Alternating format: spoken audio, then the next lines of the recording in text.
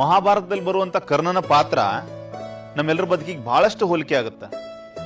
ಜೀವನ ಪೂರ್ತಿ ಆತನು ಯಾರನ್ನ ನಂಬ್ತಾನ ಎಲ್ಲರೂ ಮೋಸನ ಮಾಡ್ತಾರ. ವಿದ್ಯೆ ಕಲಿಸ್ಬೇಕಾದಂತ ಗುರು ಅವನಿಗೆ ಶಾಪ ಕೊಡ್ತಾನ. ಹಾಲು ಉಣಿಸ್ಬೇಕಾದಂತ ತಾಯಿ ಅವನನ್ನ ನೀರೊಳಗೆ ತೇಲಿ ಬಿಡ್ತಾಳ. ಸ್ವತಃ ಒಡ ಹುಟ್ಟಿದ ಅಣ್ಣ ತಮ್ಮಂದ್ರೆ ಅವನನ್ನ ಕೊಲ್ಲಬೇಕು ಅಂತ ಹೇಳಿ ನಿಂತಾರ. ಜಗತ್ತಿಗೆಲ್ಲ ಹೊರ ಕೊಡುವಂತ ಇಂದ್ರ ಅವನ ಹತ್ರ ಬಂದು ದಾನ ಕೇಳ್ತಾನ. ಎಲ್ಲರನ್ನೂ ಹೊತ್ತು ನಿಂತಂತ ಭೂಮಿ ತಾಯಿ ಅವನನ್ನ ಮಾತ್ರ ಹೊರಕ್ ಆಗಲಾರ್ದ ರಥದ ಚಕ್ರವನ್ನ ತನ್ನೊಳಗ ಹುದುಗಿಸ್ಕೊಂಡ್ಬಿಡ್ತಾಳ. ಅವ ಜೀವನ ಪೂರ್ತಿ ಯಾರ್ಯಾರ ನಂಬ್ತಾನ ಎಲ್ಲರೂ ಅವ್ ಮೋಸ ಮಾಡ್ತಾರ. ನಂಬದಕ್ಕೂ ಅಷ್ಟಲ್ಲೇನ್ರಿ, ಜೀವನ ಪೂರ್ತಿ ನಾವ್ ಯಾರ್ಯಾರು ನಂಬ್ತೀವಿ ಎಲ್ರು ನಮಗ್ ಮೋಸ ಮಾಡೋರ.